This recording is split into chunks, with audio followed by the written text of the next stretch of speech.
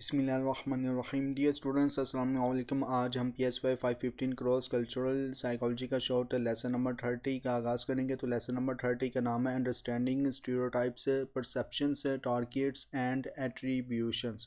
Lesson बहुत ही interested है क्योंकि हमारी रोज़मर्रा की ज़िंदगी में कहीं ना कहीं स्टीरियोटाइप्स लाजमी जो है वो शामिल होता है। तो आप स्टूडेंट्स इस लेसन नंबर 30 को बहुत फुली कॉन्शियस अवेयरनेस के साथ सुनिएगा, क्योंकि ये आपके लिए डेली लाइफ के साथ साथ आपकी कैरियर लाइफ में भी काफ़ी हेल्पफुल होगा। तो लेसन का आगाज़ करने से पहले मेरी ये रिक्वेस्ट है उन स्टूडेंट हजरात से जिन्होंने अभी तक साइकोलॉजिस्ट कम्युनिटी यूट्यूब चैनल को सब्सक्राइब नहीं किया, तो kindly please psychologist community YouTube channel को सब्सक्राइब करें, वीडियो को लाइक करें, क्लासमेट के साथ शेयर करें। इसके अलावा अगर आप मॉडर्न और इस्लामिक साइकोलॉजी के हवाले से जानने में इंटरेस्टेड है तो inner Psychoflix YouTube channel powered by psychologist community, inner Psychoflix YouTube channel को आप सब्सक्राइब करें और जानिए मॉडर्न और इस्लामिक साइकोलॉजी के हवाले से मज़ीद अपडेट्स। इसके अलावा आप हमें इंस्टाग्राम, टिकटॉक और ट्विटर और फेसबुक में हमें फॉलो करें, क्योंकि यही हमारे सोशल प्लेटफॉर्म्स के जो आपको स्क्रीन पे शो हुए थे लिंक्स, आप इसी के थ्रू हमें आइडेंटिफाई भी कर सकते हैं। प्लस ये है कि इसी वीडियो के डिस्क्रिप्शंस में आपको लिंक्स मिल जाएंगे सोशल प्लेटफॉर्म्स के, इनर साइकोफ्लिक्स यूट्यूब चैनल का भी लिंक मिल जाएगा। तो आप स्टूडेंट्स जो है वो काइंडली इस हवाले से लाजमी फेवर कीजिएगा, हमें सब्सक्राइब करें, सपोर्ट करें और दूसरे क्लासमेट के साथ शेयर भी करें वीडियोज़ वगैरह हमारी। अब लेसन नंबर 30 में जो मॉड्यूल है वो 110 से लेकर 112 इसमें शामिल है। तो मॉड्यूल नंबर 110 का नाम है stereotypes and powers of generalisations. तो इसमें आप स्टूडेंट्स को बताया गया है कि हमारे पास हमेशा इतना वक्त या साइकोलॉजिकल रिसोर्सेज नहीं होते कि हम हर चीज़ को एक न्यू और यूनिक तरीके से ना एनालाइज कर सकें। हम अपने आसपास जो कुछ भी देखते हैं, सुनते हैं या डील करते हैं ना, इन्हें कैटेगरीज में मतलब के ग्रुप की फॉर्म में कर लेते हैं। स्टीरियोटाइप वो कैटेगोरिकल अजम्पशंस हैं जो हम अपने ग्रुप के हर मेंबर के लिए किसी स्पेसिफिक ट्रेट मतलब ये कि ख़ास सिफ्त को अप्लाई कर देते हैं। स्टीरियोटाइप्स पॉजिटिव या नेगेटिव भी हो सकती है, सिंपल या कॉम्प्लेक्स भी हो सकती है, और हम इनसे ना कितने कॉन्फिडेंस के साथ ना पेश भी करते हैं इन स्टीरियोटाइप्स को। और इसके अलावा ये कि इसमें फ़र्क भी रखते हैं हम स्टीरियोटाइप्स में। स्मिथ एंड बॉन्ड ने 1993 में ना ये अपनी रिसर्च स्टडीज़ में जो था ये सब कुछ आइडेंटिफाई किया था कि stereotypes positive, negative, complex etcetera. अच्छा, ये जो क्वालिटीज़ है ना अपने डिग्री में भी फ़र्क कर सकती है स्टीरियोटाइप्स की।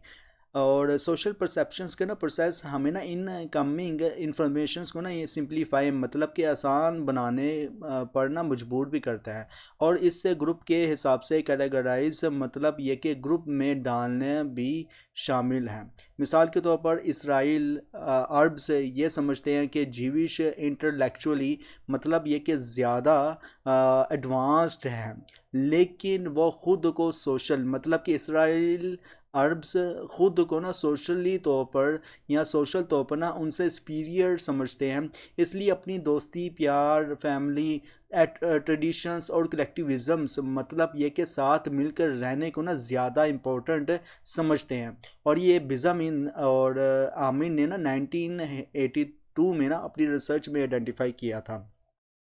स्टीरियोटाइप्स बिलीव्स ना क्या होते हैं। अब स्टीरियोटाइपिकल जो बिलीव्स होते हैं या स्टीरियोटाइप्स जो बिलीव्स होते हैं, जैसे कि ज़्यादातर इलीगल इमिग्रांट क्रिमिनल्स होते हैं, मतलब ये कि इंटररेशनल अलर्सिस के मैरिजेस, सेम रेस एक ही रेस के मैरिजेस से कम स्टेबल होती हैं। मतलब कि अगर एक ही एज के जो है ना वो मैरिज की जाए तो वो कम स्टेबल होगी, या फिर अपने से कम एज के साथ मैरिज की जाए तो वो भी कम स्टेबल होगी, या छोटी जो है बालिग अभी लड़की नहीं हुई है सिर्फ ये कि पीरियड्स आए हैं, दैन ये कि बालिग हो गई, उसकी जब शादी 14 साल 15 साल या 16 साल हद से ज़्यादा 18 साल की उम्र में कर दी जाए तो वो फिर जो है ना वो सही नहीं रहता। तो ये सारी जो है ना वो काफ़ी मिथ्स और स्टीरियोटाइप्स बनी हुई हैं। तो हमारी डेली जजमेंट्स में ना अक्सर दिखाई भी देती है, लेकिन कई दफ़ा ना ये स्टीरियोटाइप्स गलत भी होती हैं। हाँ, कुछ अनडॉक्यूमेंट अलाइंस ऐसे क्राइम्स करते हैं, लेकिन ये उन सब अलाइंस का ना सिर्फ एक छोटा हिस्सा है जो इलीगली यूनाइटेड स्टेट में है। इंटररेशियल मैरिजेस उतनी ही स्टेबल होती है जितनी सेम रेस मैरिजेस होती हैं। जीविस मतलब कि यहूदी में भी ना अमीर और गरीबी पाई जाती है। स्टीरियोटाइप्स को ना हम ह्यूरिस्टिक्स, ठीक है ना, स्टीरियोटाइप्स को हम ह्यूरिस्टिक्स मतलब ये कि मेंटल शॉर्टकट्स कहते हैं। ह्यूरिस्टिक्स वो मेंटल तरीके होते हैं जो हम जल्दी से ना किसी अनसर्टेन मतलब ये कि अनश्योर इवेंट्स के बारे में ना एस्टिमेट कर लेते हैं। और ये ना ह्यूरिस्टिक हमारी मेंटल एफर्ट्स और टाइम को बचाने के लिए यूज़ भी की जाती है। ओके। अब ये शॉर्टकट्स आप क्या लेते हैं, छड़ यार और रहन दो है ही वगैरह थे छड़ यार क्यों, ये हमारी डेली लाइफ में ये चीज़ें शामिल हैं एज अ स्टीरियोटाइप्स।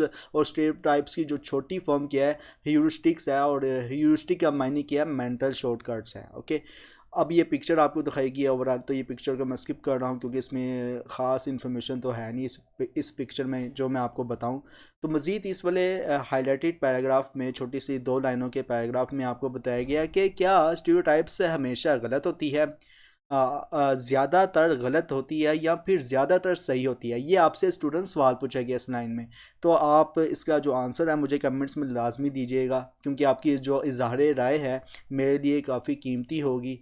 क्या हर जीवी मतलब कि यहूदी हमेशा ग्रीडी होता है, मतलब ये कि भूखा होता है, लालची होता है और चाहता है कि सब पावर्स को कंट्रोल करे, मतलब कि जितनी भी पावर है दुनिया में उसका कंट्रोल आ जाए। अब ये भी एक सवाल किया गया है, अपनी इजहार ख्याल मतलब कि इस सवाल का जो जवाब है लाजमी तौर पर कमेंट्स में आप स्टूडेंट्स बताइएगा।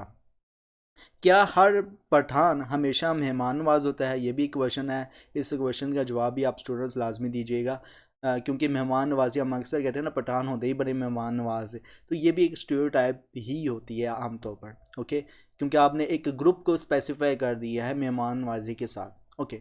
मज़ीद इस 2 लाइन्स के पैराग्राफ में आपको बताया गया कि क्या स्टीरियोटाइप्स हमेशा नेगेटिव होती है। मिसाल के तौर पर क्या मर्द हमेशा डोमेस्टिक वायलेंस मतलब कि घर के अंदर का जो है वो घर के अंदर तशद्दुद करने वाला या इल्ज़ाम लगाने वाला होता है, अग्रेसिव बिहेवियर दिखाने वाला होता है मर्द। तो ये भी आपने लाजमी कमेंट्स में जवाब देना है कि मर्द की जो है ना वो क्या है, कि मर्द हमेशा नेगेटिव होता है। स्टीरियोटाइप्स के तौर पर टाइटल ये डोमेस्टिक वायलेंस के तौर पर जोड़ दिया गया ना मर्दों को, तो ये भी आपने इसका आंसर मुझे जवाब देना है कमेंट्स की सूरत में। क्या औरतें कमज़ोर होती हैं, क्या अमीर लोगों के दिल से बेदर्द होते हैं, ये सब ना स्टीरियोटाइप्स हो सकते हैं, लेकिन फिर भी ना कई दफ़ा ये स्टीरियोटाइप्स गलत होती हैं। हम इन स्टीरियोटाइप्स को अपनी डेली लाइफ में एक्सेप्ट करते हैं चाहे ये सच ना भी हो। ओवरऑल इस पूरे मॉड्यूल के अंदर ना आपको ना स्टीरियोटाइप्स का इंट्रोडक्शंस बहुत खूबसूरती के साथ बताया गया है। तो इस मॉड्यूल में ना हमने समझा कि स्टीरियोटाइप्स क्या होते हैं और कैसे हम अपनी डेली जजमेंट्स में ना इनसे अफेक्ट होते हैं। हम चीज़ों को ना सिंप्लीफाई करते हैं और इन्हें ना ग्रुप के अंदर जो है वो डालते हैं स्टीरियोटाइप्स को, जो अक्सर ना गलत भी ना हो सकती है। स्टीरियोटाइप्स को ना हम अपनी मेंटल एनर्जी और टाइम को सेव करने के लिए यूज़ करते हैं, लेकिन हमेशा ये सही नहीं होता। स्टीरियोटाइप से नेगेटिव भी हो सकती है, लेकिन हर दफ़ा ये सच नहीं होता और हमें ना इन्हें समझना या समझने और एनालाइज करने की ज़रूरत भी होती है इन सभी जो स्टीरियोटाइप्स हैं इनको लेकर। मॉड्यूल 111 का नाम है stereotyping from the perspective of perceivers and targets. Introductions में आप स्टूडेंट्स को बताया गया है कि स्टीरियोटाइप का लफ्ज़ जो था ना वो 1798 में ना फ्रेंच प्रिंटर डिडोट ने ना कोइन मतलब कि इंट्रोड्यूस किया था। पहले ये टर्म ना एक प्रिंटिंग प्रोसेस को रेफर करती थी जिसमें ना रिप्रोडक्शंस मतलब कि न्यू कॉपीज जो थी वो बनाई जाती थी।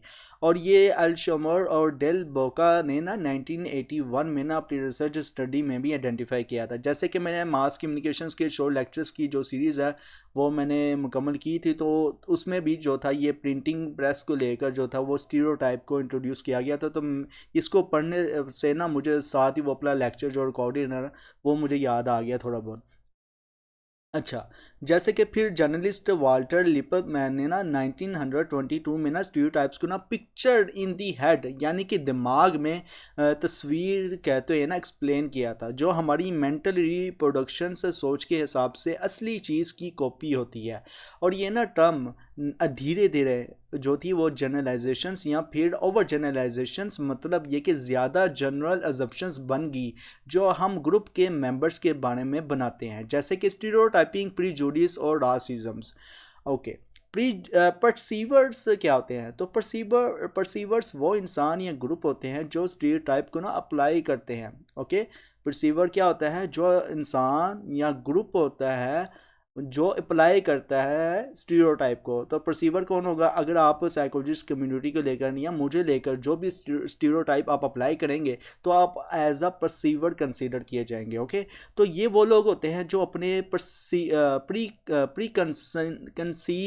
कंसीव्ड नोशंस मतलब ये कि पहले से बनाए गए आइडियाज़ या अजम्पशंस को ना यूज़ करते हैं किसी शख्स के बारे में जो किसी स्पेसिफिक गोल का मेंबर होता है। मिसाल के तौर पर अगर एक मैनेजर ये समझता है कि ओल्डर एम्प्लॉयज़ मतलब कि बुज़ुर्ग जो एम्प्लॉई है यंगर एम्प्लॉयज़ मतलब कि नौजवान एम्प्लॉई के मुकाबले में ना कम टेक सेवी मतलब कि टेक्नोलॉजी को समझने में कमज़ोर होता है। तो इस केस में ना मैनेजर परसीवर है। ठीक है, क्योंकि वो ना बुज़ुर्ग एम्प्लॉय को यंग एम्प्लॉय के मुकाबले में ये कंसिडर कर रहा है बुज़ुर्ग एम्प्लॉय को कि वो ना इतना इंटेलिजेंट नहीं है या टेक सेवी नहीं है। अब ये देखो कि ये भी एक एक्सपीरियंस होता है इंसान का। जाहिर सी बात है कि एक बूढ़ा इंसान जब हो जाता है उसने ज़िंदगी की बहुत से एक्सपीरियंसेस हासिल कर लिए होते हैं, सिवाय एक मौत का ना एक एक्सपीरियंस रह चुका होता है। तो लिहाजा अपने बड़ों का एहतराम करना चाहिए और उनके जो इजहार ख्याल है, इजहार राय है, सुनो। ठीक है, क्योंकि कहीं ना कहीं वो ज़िंदगी में आपके लिए यूज़फुल होगा। तो इस केस में ना मैनेजर परसीवर है जो एज रिलेटेड स्टीरियोटाइप अप्लाई कर रहा है। ओके, टारगेट टारगेट क्या है? अब मतलब ये कि जो परसीवर होता है, परसीवर जो अप्लाई कर रहा है स्टीरियोटाइप को, तो उसका टारगेट क्या होगा? तो टारगेट वो इंसान या ग्रुप होता है जिसके लिए ना स्टीरियोटाइप बनाई जाती है। जैसे कि मैं आपके लिए टारगेट बन सकता हूँ। अगर आपको मेरा लेक्चर अच्छा नहीं लगेगा तो आप कहेंगे कि इसका लेक्चर है ही, उसके नाम में बकवास होते हैं, टाइम वेस्टेज होते हैं। तो ये जो आपकी बातें होंगी वो फिर स्टीरियोटाइप कंसिडर होंगी और मैं एज अ टारगेट होऊंगा और आप एज अ परसीवर के तौर पर काम करेंगे। अच्छा, जैसे कि मैं बता रहा था कि ये वो लोग होते हैं जो परसीवर के बनाए गए अजम्पशंस या प्रीजुडिस का शिकार टारगेट होते हैं। मिसाल के तौर पर एक बुजुर्ग एम्प्लॉय जो टेक सेवी टेक्नोलॉजी के इस मामले में अच्छा नहीं समझा जाता सिर्फ अपने उम्र की वजह से, तो वो इस स्टीरियोटाइप का टारगेट है। ठीक है, बुजुर्ग जैसे कि ऊपर बताया था परसीवर में क्या हुआ कि वो बुजुर्ग को जो है वो ओल्डर एम्प्लॉयज़ जो था बुज़ुर्ग एम्प्लॉय को कंसीडर किया जा रहा था कि इतना इंटेलिजेंट नहीं है या टेक सेवी में टेक्नोलॉजी में इतना इल्म रखने वाला नहीं है। तो ये स्टीरियोटाइप हुआ और ये जिसकी वजह से क्या हुआ, ये टारगेट बन गया। ओके, आगे है प्रीजुडिस। प्रीजुडिस क्या होती हैं? तो प्रीजुडिस को ना हम एक इंसान की इफ़ेक्टिव मतलब ये कि इमोशनल रिस्पॉन्सेस के तौर पर ना समझ सकते हैं जो वो पर्टिकुलर सोशल ग्रुप के मेंबर्स के लिए फील करते हैं। और ये ना इनकी सोच और जज्बात होते हैं जो ग्रुप के लिए इनके रिस्पॉन्स या रिएक्शंस शेप करते हैं। स्टीरियोटाइप्स में आपको बताया गया कि स्टीरियोटाइप्स को ना अक्सर इस तरह से डिफाइन किया जाता है, मतलब कि अब फिर बड़ा स्टीरियोटाइप्स की जो डेफिनेशन है वो इंट्रोड्यूस कराई गई है। तो स्टीरियोटाइप्स को अक्सर इस तरह से डिफाइन किया जाता है कि ये वो बिलीव्स हैं जो किसी पर्टिकुलर ग्रुप के मेंबर्स के करैक्टरिस्टिक्स, एट्रीब्यूट्स मतलब के खुसूसियात और बिहेवियर्स मतलब के रवैये के बारे में होती है। और ये हिल्टन एंड वॉन हिपल ने ना 1996 में ना पेज नंबर 240 में ना अपनी किताब में कहा था एक कॉमन स्टीरियोटाइप ये भी है कि औरतें ना ज़्यादा इमोशनल होती हैं, और वाकई होती हैं, और लीडरशिप में कमज़ोर भी होती हैं। मे भी होती होंगी, लेकिन आलमोस्ट ये है कि घर की लीडरशिप जो है वो औरतें ही संभाल सकती हैं, मर्द के लिए बहुत मुश्किल होता है, ये तो मानना पड़ेगा। इस स्टीरियोटाइप का ना मतलब है कि औरतें एक ग्रुप के तौर पर ना कुछ इमोशनल करेक्टरिस्टिक्स रखती हैं जो इन्हें ना high pressure decision making roles जैसे कि एग्जेक्टिव पोजीशंस में सूटेबल नहीं बनाती। तो इस वजह से अक्सर औरतों को भी कहा जाता है कि ये एग्जेक्टिव पोजीशंस को नहीं संभाल सकती, मतलब कि लीडरशिप क्वालिटी को लेकर। ओके, बिजनेस में रासिज्म्स वो बिहेवियर होते हैं जो एक पर्टिकुलर सोशल ग्रुप के अगेंस्ट डिस्क्रिमिनेशंस, मतलब के बेहद जो है ना वो कहते हैं ना, डिस्क्रिमिनेशन से मना रही है कि उतार चढ़ाव जो है वो शामिल होता है। और ये सारे ना कॉन्सेप्ट हमारे बिहेवियर्स को ना इन्फ्लुएंस करते हैं, और इसलिए इन्हें ना स्पेसिफिक सिचुएशंस में एग्जामिन किया जा सकता है। मिसाल के तौर पर स्टीरियोटाइप्स हमारे ओवरऑल एटीट्यूड को ना शेप करते हैं किसी स्पेसिफिक ग्रुप के लिए। कैरेक्टरिस्टिक्स ऑफ स्टीरियोटाइप्स में क्या क्या आता है, तो इसमें बताया गया कि कैरेक्टरिस्टिक्स स्टीरियोटाइप्स को ना पिक्चर्स इन ओवर हेड्स जो था वो लिपमैन ने 1922 में कहते हैं कि एक डेफिनेशन ये भी हो सकती है। एग्जेजरेटेड बिलीफ्स जो किसी कैटेगरी के साथ जुड़ी होती है ना, इसका फंक्शंस ना हमारे कंडक्ट मतलब के रवैये को जस्टिफाई, मतलब ये कि रैशनलाइज करना होता है, और उस कैटेगरी को ना उसी कैटेगरी के लिए जिसके लिए हम कर रहे हैं। आलपोर्ट ने 1954 में ना अपनी जो किताब है ना पेज नंबर 191 में कहा था, स्टीरियोटाइप्स का ना इंटर ग्रुप रैशनल, मतलब ये कि अलग अलग ग्रुप्स के बीच के जो रिश्ते पर क्या इम्पैक्ट होता है, इस पर सोशल साइकोलॉजिस्ट है काफ़ी रिसर्च जो है वह कर रहे हैं इस मामले पर।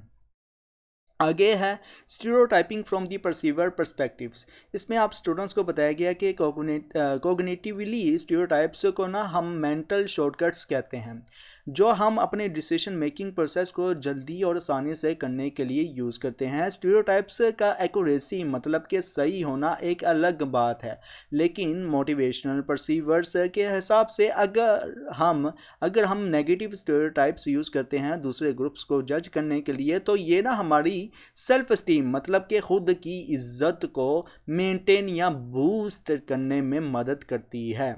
ओके, सेल्फ स्टीम क्या होती है? सेल्फ स्टीम का मतलब है हमारी अपनी सेल्फ वर्थ, मतलब कि खुद की अहमियत, जो हम अपनी अचीवमेंट मतलब कि जो भी हमने हासिल किया होता है, और टैलेंट्स मतलब कि हुनर की बेसिस पर जो है वो समझते हैं।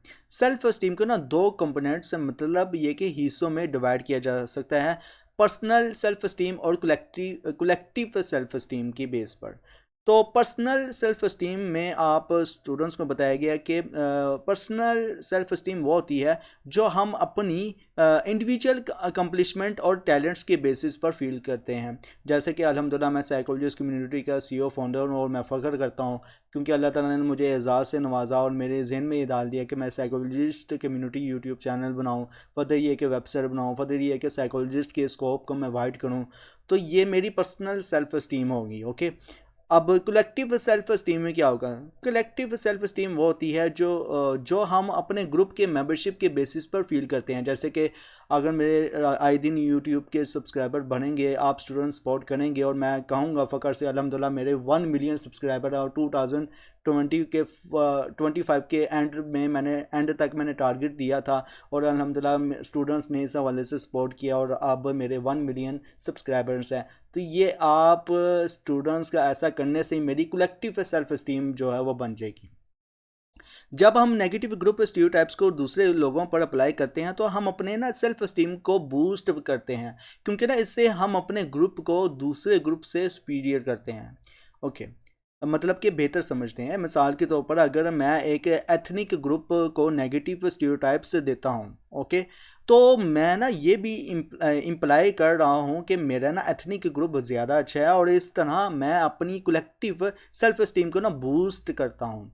कोग्निटिव और मोटिवेशनल पर्सपेक्टिव्स को लेकर ना आप आपको इस वाले पैराग्राफ में, ये लास्ट वाले पैराग्राफ में ना आप स्टूडेंट्स को बताया गया है। तो इसमें ना आपको ओवरऑल कुछ इस तरह से बताया गया है कि कोग्निटिव और मोटिवेशनल पर्सपेक्टिव से हमारी समझ में मदद करती है कि स्टीरियोटाइप्स को ना क्यों रिलाई किया जाता है। कोग्निटिव पर्सपेक्टिव्स के हिसाब से अगर देखा जाए तो कोग्निटिव पर्सपेक्टिव्स के मुताबिक ये है कि स्टीरियोटाइप को ना हम ट्रेड एसोसिएशंस, मतलब कि ये कि कुछ करेक्टरिस्टिक्स के शक्ल में ना समझ सकते हैं जो हम किसी सोशल ग्रुप के साथ जोड़ते हैं, और ये ट्रेड एसोसिएशंस हमारी ओवरऑल एटीट्यूड को शेप करती है उस पर्टिकुलर ग्रुप के लिए।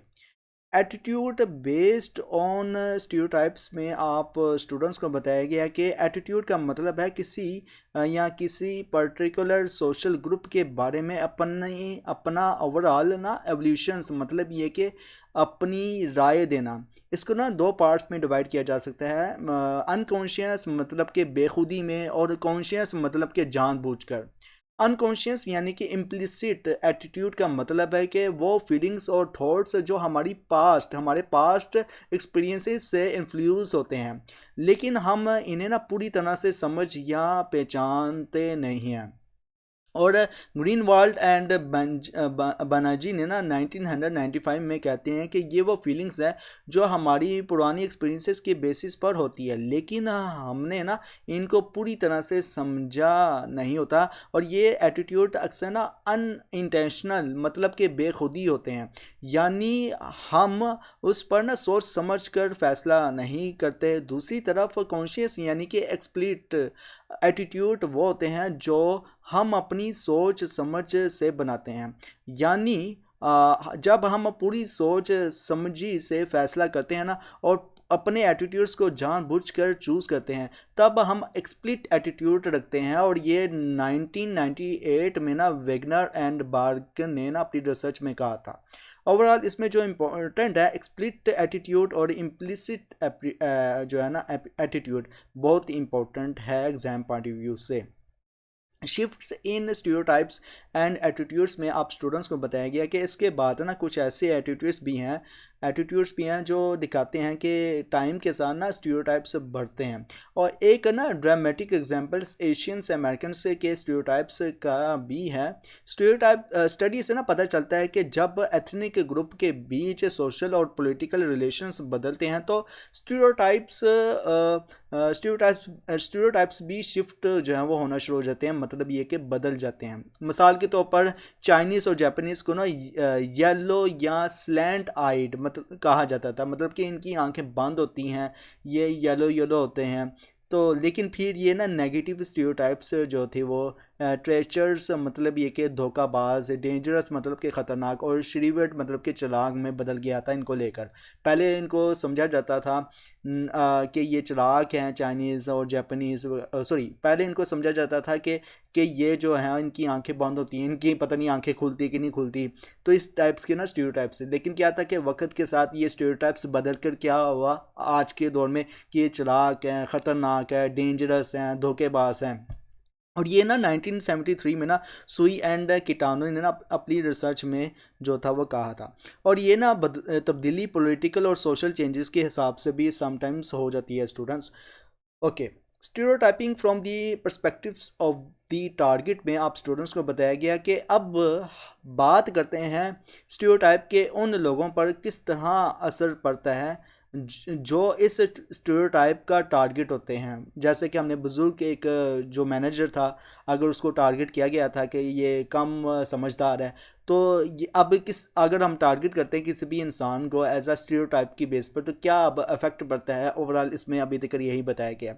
जब हम जब हम ना इन जब हम इंटर ग्रुप रिलेशंस को समझते हैं तो हमें ना ये समझना ज़रूरी है कि दोनों ग्रुप्स परसीवर्स और टारगेट्स बन सकते हैं, यानी दोनों ग्रुप्स अपने स्टीरियोटाइप के हिसाब से ना एक दूसरे को जज करते हैं, और दोनों ग्रुप्स को ना स्टीरियोटाइप्स का सामना भी करना पड़ जाता है। ओवरऑल स्टीरियोटाइप्स कंसेंसस में आप स्टूडेंट्स को बताया गया कि स्टीरियोटाइप कंसेंसस का मतलब है कि जब लोग एक ही ग्रुप को डिस्क्राइब करते वक्त सिमिलर ट्रेड्स या डिस्क्रिप्शंस यूज़ करते हैं। रिसर्च ये दिखाती है कि अपने ग्रुप्स के लोग भी अपने आप को ना एक ही तरह से डिस्क्राइब करते हैं।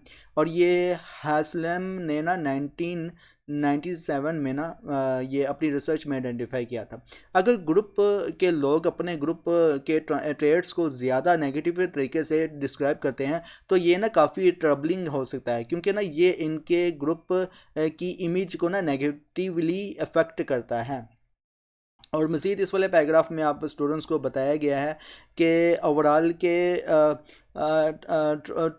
टसूडो एंड खान ने ना 2002 में अपनी एक स्टडी में ना ये दिखाया कि स्टीरियोटाइप कंसेंसस ना सिर्फ मिनॉरिटी ग्रुप बल्कि ना मेजॉरिटी ग्रुप के लिए भी ना होती है। इस स्टडी में ना वाइट अमेरिकन्स और एशियन अमेरिकन्स को स्टडी किया गया था। एक इम्पॉर्टेंट पॉइंट जो इस रिसर्च से समझ आता है वो ये है कि जब पॉजिटिव स्टीरियोटाइप्स एक ग्रुप से जुड़े होते हैं ना तो उस ग्रुप के लिए ना स्टीरियोटाइप कंसेंसस फ़ायदा मंद हो सकती है। लेकिन फ्यूचर में ना हमें उन ग्रुप पर रिसर्च करनी चाहिए जो नेगेटिव स्टीरियोटाइप्स पर एसोसिएटेड होते हैं। ओके, मज़ीद आपको ना जर्मन चाइल्ड बुक से ना ड्राइंग को लेकर आपको एक रिसर्च बताई गई है। तो इसमें ओवरऑल आप स्टूडेंट्स को इसमें बताया गया है कि जर्मन चिल्ड्रंस बुक्स की ड्राइंग का जिक्र किया गया है इसमें। तो जो 1936 में ना पब्लिश हुई थी और इसमें ना एक टेक्स्ट था। अब वो टेक्स्ट क्या था? Trust no fox on the green honours. और ये पेपर पॉइंट ऑफ व्यू से टेक्स्ट इंपॉर्टेंट आपसे पूछा जा सकता है। And no Jews on their oaths. अच्छा, इस ड्राइंग में ना जीव्स मतलब कि यहूदियों को किस तरह पोर्ट्रे किया गया था और ये ड्राइंग ना एक चिल्ड्रन बुक में क्यों थी। ठीक है, ये देखें कि पोर्ट्रे किया गया जैसे कि एक ख़वातीन को आगे रख के जो है ना वो यहूदी झांसा देकर जो है ना वो कर रहे हैं। ओवरऑल आगे है ब्रेकिंग स्टीरियोटाइप्स। अच्छा, ब्रेकिंग स्टीरियोटाइप्स में आप स्टूडेंट्स को कुछ इस तरह से इसमें बताया गया है। अच्छा, मैं एक चीज़ बता दूं ये इस ड्राइंग को लेकर ओवरऑल, क्योंकि इसमें तो छोटा सा बताया गया है तो मैं लंबा चौड़ा ज़रा आप स्टूडेंट्स को बता देता हूँ कि इस ड्राइंग का पर्पस ये था कि ना इसमें ना यहूदियों को ना एक नेगेटिव शक्ल में ना दिखाया गया था, जहाँ इन्हें ना अनट्रस्टवर्थी मतलब कि भरोसा नहीं करने के लायक है यहूदी और डिसऑनेस्ट मतलब कि बेईमानी के तौर पर दिखाया गया है। और वाकई कुरान के मुताबिक ये ऐसी अवाम, ये है ही ऐसी कौम, क्योंकि ये अब स्टीरियोटाइप नहीं है। अगर कुरान को देखा जाए तो कुरान की एक रिसर्च जो है वो क्वालिटेटिव बेसिस पे है। ठीक है, कुरान में जितना भी अल्लाह ताला ने जो आयातें नाजिल की हैं उन पे हमारा हॉनेस्टली हमारा ईमान कामिल नामल होना चाहिए। अगर नहीं होगा मुकम्मल तो हम दोज़की हो सकते हैं और हमें दोज़क गवारा नहीं है। अगर चाहे दुनिया में पस्ती का हम शिकार हो जाएं, लेकिन क्या है कि आखिरत में हम बुलंदी चाहते हैं और वो बुलंदी हमारी जन्नत है जो अल्लाह ताला ने मुसलमानों के लिए बनाई है। अच्छा, जैसे कि मैं बता रहा था आप स्टूडेंट्स को कि यहूदियों को इस पिक्चर्स के फॉर्म में ये दिखाया गया है कि ये अनट्रस्टवर्थी है मतलब कि भरोसा ये नहीं करने के लायक कौम है और डिसऑनेस्ट है मतलब कि बेईमानी के तौर पर दिखाया गया है। और ये टाइप की ना पोर्ट्रेयल स्पेशली ना एक बच्चों की किताब में है, ना सिर्फ इन्हें ना नेगेटिव स्टीरियोटाइप्स देने का एक तरीका था बल्कि ना इनके अगेंस्ट बाइसिस और प्रीजुडिस को इंकरेज करना था। अब ये एक बच्चे की किताब में ये ड्राइंग बना के या पिक्चर बना के दिखाई गई है, तो ये बच्चों को जाहिर से बात है कि ये मुसलमानों को तो ये लाजमी तौर पर दिखाना चाहिए, क्योंकि अल्लाह ताला ने क्या दी है कुरान में कि वाज़ेह तौर पर ये जो है ना यहूदी ये हरगिज़ तुम्हारे नहीं हो सकते। तुम इनके लिए चाहे इनके दीन में भी दाखिल हो जाओ, नबी को कहा गया ये हरगिज़ तुमसे नहीं खुश होंगे, ये ना खुश होने वाली कौम है। ठीक है ना, ये कभी भी तुम्हारे साथी नहीं बन सकते, ये बेईमान है, इनके साथ खाना पीना तर्क रखो। अच्छा, ऐसे मैसेजेस ना बचपन में बहुत आसानी से ना समझे जाते हैं और जो बड़े होकर ना इनकी नज़रियात और सोच पर भी असर डालते हैं। और अल्हम्दुलिल्लाह अल्लाह ताला ने मुझे कुरान मतलब कि अपने नबी की उम्मत में पैदा किया, तो मैं तो इस स्टीरियोटाइप से बहुत ही ज़्यादा खुश हूँ कि अल्लाह ताला ने यहूदियों के अगेंस्ट इस किस्म का जो है वो हमें एक इंफ्रास्ट्रक्चर दिया है अल्हम्दुलिल्लाह। अच्छा, ब्रेकिंग स्टीरियोटाइप्स क्या होते हैं? तो क्या हम अपनी स्टीरियोटाइप्स और प्रेजुडिस तब बदलते हैं जब हम टारगेट ग्रुप से मिलते हैं? क्या हम मीडिया के थ्रू के दूसरे कल्चर्स के बारे में स्टीरियोटाइप्स बनाते हैं? मैंने ना तुर्किश सीरीज अर्तुगरुल और उस्मान के ज़रिए ट्रेडिशनल तुर्किश कल्चर्स के बारे में ना काफ़ी कुछ सीखा है। और ये अर्तगल की कुछ पिक्चर्स आ गई हैं, सीरीज़ वगैरह आ गई हैं। अच्छा, ये सीरीज़ ना सिर्फ इंटरटेनमेंट के लिए है बल्कि ना इनके एक कल्चर के बारे में भी परसेप्शंस को जो है वो बदलता है। अच्छा, ये ओवरऑल ना इसमें ये बताया गया है कि हम अपनी स्टीरियोटाइप को ना तभी ही चैलेंज करते हैं जब हम इनको ना डायरेक्टली एक्सपीरियंस करते हैं या किसी स्पेसिफिक ग्रुप को ना समझने का मौका जो है वो मिलता है। ओके, आगे आए थे हम। Awareness about stereotype related to us US या us is equal to possibility of being stereotyped. Stereotypes और इनके अवेयरनेस के हवाले से जो है वो आपको बताया गया इसमें। तो अगर हम स्टीरियोटाइप होने के चांस को ना समझ कर उस सोशल सेटिंग्स में अपनी सोच और बिहेवियर्स को एडजस्ट कर लेते हैं तो ये ना ज़्यादा कोग्निटिवली एफिशिएंट हो सकता है। एक सैम्पल है कि सवात की मेडिकल फीमेल स्टूडेंट जो कि टीवी प्ले मरे हमने हम निशान में अपनी स्टोरी बताती है। वो जानती है कि हम निशान एक टीवी मरे हम निशान जो है ना वो एक ड्रामा है या आई थिंक मूवी है। तो वो बताती है कि वो जानती है कि इसकी ना रीजन से कि फ़ीमेल्स को ना स्टीरियोटाइप किया जाता है कि वो ना एम्पावर्ड नहीं होती और ये पढ़ाई में ना अच्छा नहीं होती। इसलिए ना जब वो सक्सेसफुल मतलब कि कामयाब होती है ना तो लोग ना इसको सक्सेस को ना सरप्राइज समझते हैं जो फिर ना जेलिसी और डिस्क्रिमिनेशंस का सबब बनती है। ओके, एक मुस्लिम कंट्री को लेकर भी जो है एग्जांपल आप स्टूडेंट्स को दी गई है। तो ओवरऑल इसमें क्या गया है कि अगर आप अमेरिकन क्लासरूम में मुस्लिम्स या पाकिस्तानी क्लासरूम में हिंदू जो है वो कहते हो, मतलब कि अगर आप अमेरिकन क्लासरूम में तो आप कहेंगे कि वहाँ पे मुस्लिम्स है, ये मुस्लिम है। अगर पाकिस्तानी क्लासरूम में कोई हिंदू है तो हम कहेंगे ये हिंदू है। तो हम इस तरह से कहते हैं तो आपको ना फ़ौरन स्टीरियोटाइप का जो है रिस्पॉन्स मिल जाएगा। लेकिन ये सिर्फ ना हर जगह नहीं होता। पाकिस्तान सोसाइटी में ना स्टीरियोटाइप्स जो है ना उस हवाले से भी बताया गया। तो इस कोर्स में ना स्टूडेंट्स को इनक्रेज किया जाता है कि वो ना पाकिस्तान सोसाइटी में जो स्टीरियोटाइप्स हैं उन पर ना सोचें। कुछ कॉमन स्टीरियोटाइप्स जो मैंने ना मेंशन की या नीचे अभी कौन कौन सी हैं। नंबर 1 पे है औरत ड्राइवर्स को ना क्लमसी मतलब कि आवारा समझते हैं और जो ड्राइवर औरत होती है ना उसको आवारा समझते हैं और ये एक स्टीरियोटाइप है। मिनॉरिटी लोग लेजी मतलब कि आलसी होते हैं। ओके, और आर्टिस्ट प्रैक्टिकल नहीं होते और फिलोसफर्स बस ख्यालों में खो जाते हैं। और ये अक्सर मुझे भी कहा जाता था जब मैं फ़िलोसफी करता था तो मुझे कहते थे फ़िलोसफी ना जानते हो तो अपने ख्यालों में रहता है ओवरऑल। ओके, आगे है साइंटिस्ट को नॉन रोमांटिक या गीकी समझते हैं। ठीक है, तो ये भी है। मज़ीद ये इसमें ना नीचे वाले पैराग्राफ में आप स्टूडेंट्स को बताया गया है कि हाँ हमारे पास ना कुछ स्टीरियोटाइप्स इंस्ट्रक्शंस के बारे में ना बारे में भी होता है जैसे कि आर्मी मदरसे से पुलिस से गवर्नमेंट्स इंस्टीट्यूशंस इंडस्ट्रियलाइजेशंस। जब हम किसी ऐसे रिप्रेजेंटेटिव से मिलते हैं मतलब कि अगर मैं पुलिस वाले से मिलूँगा और ये आराम खांदे नहीं यार छाड़ दे 19,000 रुपये जेब से रख तेरा काम आसान होएगा, तो जो इस स्टीरियोटाइप से जो है वो मैच नहीं करते। तो ये एक ना प्लीजेंट सरप्राइज होता है उस अदारे के लिए। आगे है इंटरनेशनल स्टीरियोटाइप्स।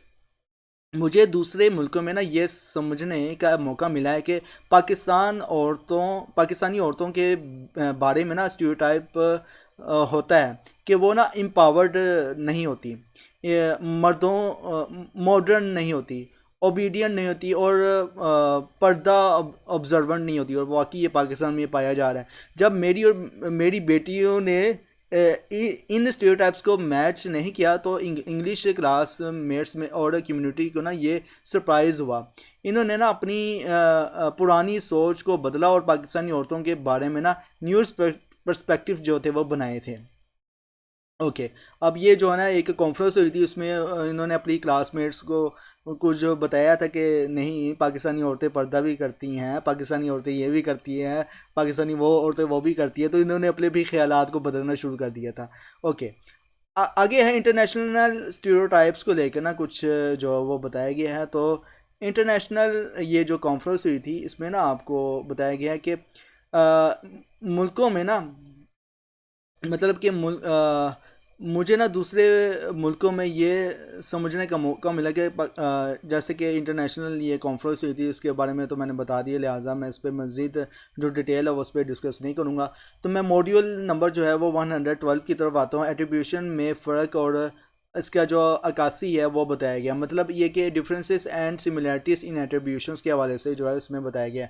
इसमें आप स्टूडेंट्स को कुछ इस तरह से इसमें बताया गया कि आप सोचिए कि आप अपने ना वेकेशंस के दौरान ना एक म्यूज़ियम्स में जा रहे हैं।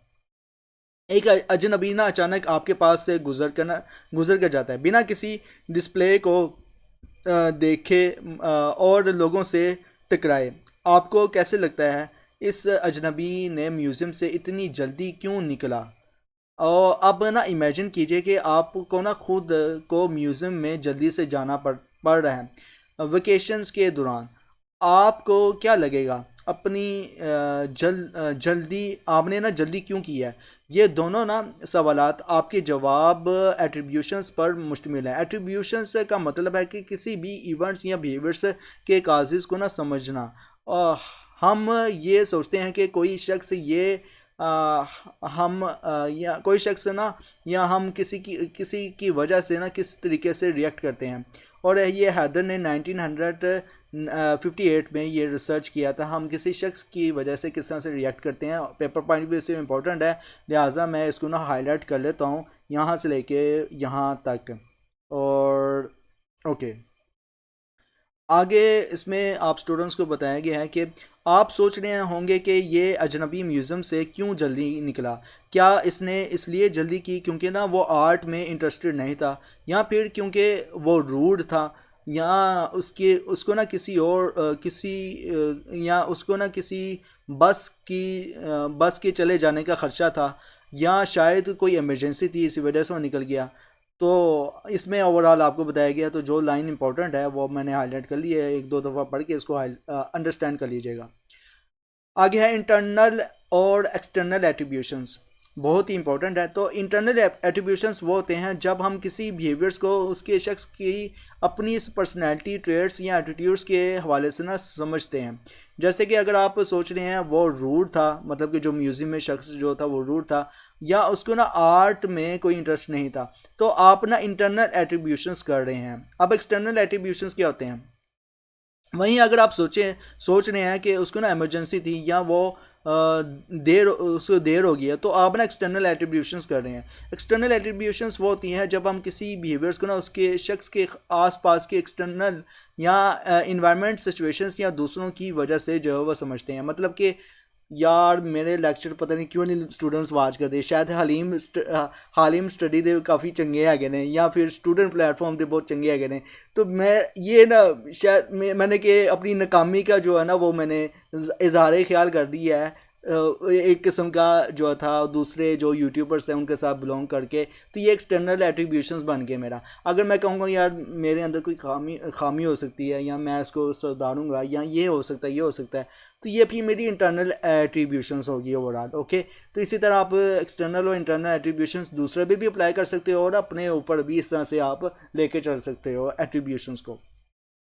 आगे है एट्रीब्यूशंस एरर्स और कोरस्पोंडेंस बाइसेस। इसमें आप स्टूडेंट्स को बताया गया कि जब हम दूसरों के बिहेवियर्स को समझने की कोशिश करते हैं, एक कॉमन बाइसिस होता है, कॉमन बाइस होता है जिसमें ना हम बिहेवियर्स को इंटरनल यानी कि शख्स के अपने ट्रेड्स या क्वालिटीज़ के हवाले से ना समझते हैं, समझना चाहते हैं।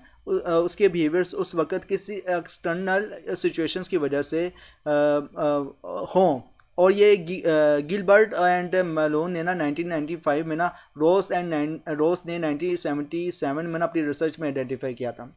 इसको ना हम कोरस्पोंडेंस बाइस या फंडामेंटल एट्रीब्यूशंस एरर्स भी कहते हैं। मतलब अगर कोई शख्स कुछ अजीब कर रहा है ना, तो हम अपने आप को ना ये समझने लग जाते हैं कि इसके अंदर ना कुछ गलत है, जैसे कि वो लेज़ी है या रूड है, जबकि असल में ना उसका बिहेवियर्स किसी एक्सटर्नल वजह की वजह से हो सकता है। ओके, आगे इसमें ना आपको ना कल्चरल डिफरेंसेस को लेकर भी बताया गया है। कल्चरल डिफरेंसेस इन एट्रीब्यूशंस बाइसेस को लेकर भी इसमें ना बताया गया है। तो वो भी मैं आप स्टूडेंट्स को समझा देता हूँ, क्योंकि इसमें जो था वो सिर्फ कल्चरल डिफरेंसेस इन एट्रीब्यूशंस बाइसेस से जिक्र किया है, तो उसको समझना आसान नहीं है, तो मैं इसको डीपली तौर पर आप स्टूडेंट्स को बता देता हूँ। तो ये बाइसेस हर कल्चर्स में ना अलग तरीके से होती हैं। स्टडी से ये भी पता चलता है कि ईस्टर्न कल्चर से, जैसे कि कोरियन, जापानीज़ और चाइनीज़ में ना कोरस्पेंडेंस बाइसेस कम होती हैं, जबकि वेस्टर्न कल्चर्स में जैसे कि अमेरिकन में ये बाइसेस ना ज़्यादा होती है। ईस्टर्न्स अपनी ना एट्रीब्यूशंस को ना ज़्यादा सिचुएशनल मतलब ये कि यानी इन्वायरमेंट की वजह से समझते हैं, जबकि वेस्टर्न ज़्यादा इंटरनल फैक्टर्स की तरफ झुकते हैं, जैसे कि शख्स के ना अपने ट्रेड्स और कैरेक्टरिस्टिक्स। आपने देखा कि एट्रीब्यूशंस के कंसेप्ट को ना समझना हमारे लिए किस तरह से इम्पोर्टेंट हो सकता है, चाहे हम खुद के बिहेवियर्स समझने की कोशिश कर रहे हो या दूसरों के बिहेवियर्स को। और ये एनालिसिस हमारी डेली लाइफ और सोशल इंटरेक्शंस को ना बेहतर समझने में मदद दे सकता है। अगर कोई कन्फ्यूजन्स हो तो ज़रूर पूछिएगा आप स्टूडेंट्स कमेंट्स में, इंशाल्लाह आपकी पूरी रहनुमाई कर दी जाएगी। ओवरऑल ये था आपका लेसन नंबर 30। कैसा लगा कमेंट्स में लाजमी बताएं। अब इस मैं लेसन का ओवरव्यू दूंगा, और ओवरव्यू मैं कुछ इस तरह से दे सकता हूँ एग्ज़ाम पॉइंट ऑफ व्यू से कि क्या क्या इंपॉर्टेंट है इसमें। तो नंबर 1 पे सबसे पहली बात है कि स्टीरियोटाइप की डेफिनेशन और इसके टाइप्स बहुत बहुत इंपॉर्टेंट है, और एटीट्यूड वर्सेस स्टीरियोटाइप्स में क्या फ़र्क है आपसे पूछा जा सकता है। 1 मिनट मैं इसको ज़रा इंट्रोडक्शंस पे ले आऊँ, मतलब कि जहाँ से लेसन स्टार्ट हो रहा है। और चल चल चल ऊपर, जल्दी चल जल्दी चल जल्दी चल। ओके, आगे आ गया। अच्छा, stereotypes and powers of generalization जो है वो बहुत इंपॉर्टेंट है। इसकी डेफिनेशन मतलब ये कि आपसे पूछा जा सकता है कि पावर्स ऑफ जनरलाइजेशन क्या होते हैं, स्टीरियोटाइप्स क्या होते हैं, तो स्टीरियोटाइपिकल बिलीव्स क्या होते हैं, बहुत बहुत इंपॉर्टेंट है। मज़ीद ये कि ह्यूरिस्टिक्स जो है ना वो क्या होते हैं, तो ह्यूरिस्टिक्स मेंटल शॉर्टकट्स होते हैं जो कि प्रोवाइड करते हैं as a form of stereotypes की फॉर्म में। ओके, और stereotyping from the perspectives of perceivers and targets क्या है। अब यहाँ पे देखा जाए तो स्टीरियोटाइप जो है वो 1798 में जो है वो ये इम्पोर्टेंट है। ये इन्होंने जो टर्म थी स्टीरियोटाइप की, ये इन्होंने कमाई थी फ्रेंच प्रिंटर डिडॉट ने, और ये एग्जाम पॉइंट ऑफ व्यू से बहुत इंपॉर्टेंट है, क्वीज़ के हवाले से भी बहुत इंपॉर्टेंट है। लिपमैन ने जो थी वो 1922 में जो था वो लिंक किया था स्टीरियोटाइप्स को पिक्चर इन दी हेड की फॉर्म में। एग्जाम पॉइंट ऑफ व्यू से इंपॉर्टेंट है। परसीवर क्या होता है आप समझ गए होंगे बहुत आसानी से, और ये भी एग्जाम पॉइंट ऑफ व्यू से इंपॉर्टेंट है। मिसाल देकर भी आपसे पूछा जा सकता है कि ये परसीवर है, टारगेट है या प्रीजुडिस है। ओके, तो प्रीजुडिस, टारगेट और परसीवर्स एग्जाम पॉइंट ऑफ व्यू से बहुत बहुत इंपॉर्टेंट है। स्टीरियोटाइप्स, ठीक है, स्टीरियोटाइप्स जो है वो बहुत बहुत इंपॉर्टेंट है। आपको मज़ीद इसमें जो है वो डेफिनेशन दी गई है, तो डेफिनेशन को 1-2 दफ़ा पढ़ के बस आप अच्छे से अंडरस्टैंड कर लीजिएगा। रासिज्म्स क्या होते हैं, डिस्क्रिमिनेटिव अगेंस्ट होते हैं, ठीक है, और ये एग्जाम पॉइंट ऑफ व्यू से बहुत इंपॉर्टेंट है। इसकी डेफिनेशंस भी बहुत इंपॉर्टेंट है, प्लस आपसे एग्जाम्पल देकर भी पूछा जा सकता है। ओके, करेक्टरिस्टिक्स ऑफ या करेक्टराइजेशंस ऑफ स्टीरियोटाइप्स क्या होते हैं, पेपर पॉइंट ऑफ व्यू से बहुत बहुत इंपॉर्टेंट है। आप इसके 2-3 करेक्टर्स अपनी वर्डिंग में जो है वो याद रख लीजिएगा स्टूडेंट्स। कोग्निटिवली जो स्टीरियोटाइप्स क्या होते हैं, और मोटिवेशनल पर्सपेक्टिव्स क्या होते हैं स्टीरियोटाइप्स को लेकर। सेल्फ एस्टीम और पर्सनल सेल्फ एस्टीम और feeling of personal self esteem क्या है, और उसके बाद फिर कोलेक्टिव सेल्फ एस्टीम क्या है, और सेल्फ एस्टीम की जो डेफिनेशंस है, ये तीनों बहुत इंपॉर्टेंट है एग्जाम पॉइंट ऑफ व्यू से। प्लस इनकी एग्जांपल देकर भी आपसे पूछा जा सकता है कि ये कोलेक्टिव सेल्फ एस्टीम है, या पर्सनल सेल्फ एस्टीम है, या खाली सेल्फ एस्टीम है, या एट्रीब्यूशन एटीट्यूड है, एक्सेट्रा एक्सेट्रा। और उसके बाद हम आते हैं एटीट्यूड्स बेस्ड ऑन स्टीरियोटाइप्स की तरफ। तो अनकॉन्शियस एंड कॉन्शियस को लेकर जो है वो इम्प्लिसिट एटीट्यूड और एक्सप्लिसिट एटीट्यूड जो है वो एग्जाम पॉइंट ऑफ व्यू से बहुत इंपॉर्टेंट है, आपसे पूछा जा सकता है। Shifts in stereotypes and attitudes के हवाले से ड्रामेटिक एग्जांपल जो है वो दें आप, exam paper point of view से इंपॉर्टेंट, आपसे पूछा जा सकता है। फर्दर ये कि नेगेटिव स्टीरियोटाइप्स क्या होते हैं और पॉजिटिव स्टीरियोटाइप्स क्या होते हैं, एग्जाम पॉइंट ऑफ व्यू से बहुत इंपॉर्टेंट है। Stereotyping from the perspective of the target में अगर देखा जाए तो इंटर ग्रुप प्रोसेस क्या होता है, एग्जाम पॉइंट ऑफ व्यू से इंपॉर्टेंट है। और उसके अलावा स्टिग्मेटाइज्ड ग्रुप क्या होता है, एग्जाम पॉइंट ऑफ व्यू से इंपॉर्टेंट है। स्टीरियोटाइप कंसेंसस जो है वो क्या होते हैं, एग्जाम पॉइंट ऑफ व्यू से बहुत बहुत इंपॉर्टेंट है। और स्टीरियोटाइप कंसेंसस को एक ग्रुप के अंदर या मेंबर के अंदर किस तरह की परेशानियों का सामना करना पड़ता है, और प्राइमरीली नेगेटिव जो है वो ट्रेट होती है स्टीरियोटाइपिक टाइपिकल ट्रेट्स जो होती है इन ग्रुप मेंबर्स की फॉर्म में। उसके बाद ये जो है वो एक स्टडी जो बताई गई है, उसको तो मैंने बहुत ही डिटेल से आप स्टूडेंट्स को डिस्कस किया था। यहूदी की ये जो पिक्चर बना के दिखाई गई है बच्चों को ड्राइंग में, यहूदी है जो एक गुड़िया को उसने पकड़ा हुआ है, पता नहीं क्या किया कर रहा है ये। तो ये जो है ना पिक्चर को मैंने डिटेल से आप स्टूडेंट्स को बताया है, तो लिहाजा ये इसको आप 2-3 मरतबा पढ़ के अंडरस्टैंड कर लीजिएगा। ब्रेकिंग स्टीरियोटाइप्स मतलब कि ये ब्रेकिंग स्टीरियोटाइप्स को लेकर जो है वो आपको एक मुख्तलिफ ड्रामा और सीरीज़ को लेकर जो अर्तुगरुल गाजी को लेकर जो है वो आपको बताया गया है। बाकी ये जो है ना मज़ीद जो हाईलाइट किए हुए पॉइंट है ना, इनको आप स्टूडेंट्स पढ़ लीजिएगा, क्योंकि ये जो 2 मॉड्यूल है 112 और 100 आई थिंक जो है वो 11 का जो है ना शुरू में जो है वो तो इम्पोर्टेंट है, लेकिन 11 का एंड वाला जो है वो इतना इम्पोर्टेंट नहीं है। इसमें सिर्फ उन्होंने अपने जो है इज़ारे जो इसने किताब जो टाइप किया या कोर्स जिसने बनाया था उसने जो है वो सारी रिसर्चेस को आइडेंटिफाई करने के बाद एक्सप्लेन करते ये सब कुछ उसने ना इस तरह से बयान किया था। आगे जो है वो एक्सटर्नल एट्रीब्यूशंस और इंटरनल एट्रीब्यूशंस बहुत बहुत इंपॉर्टेंट है एग्जाम पॉइंट ऑफ व्यू से। और ये था आपका लेसन क्लोज हो गया। इंशाल्लाह ये लेसन आपको दोबारा से देखने को नहीं मिलेगा, क्योंकि आप अच्छे नंबर से इस कोर्स में आप कामयाब हो जाएंगे, मुझे उम्मीद है, फुल उम्मीद है। इंशाल्लाह मिलते हैं नेक्स्ट लेसन नंबर 31 में। Till then thank you so much. अल्लाह हाफिज़।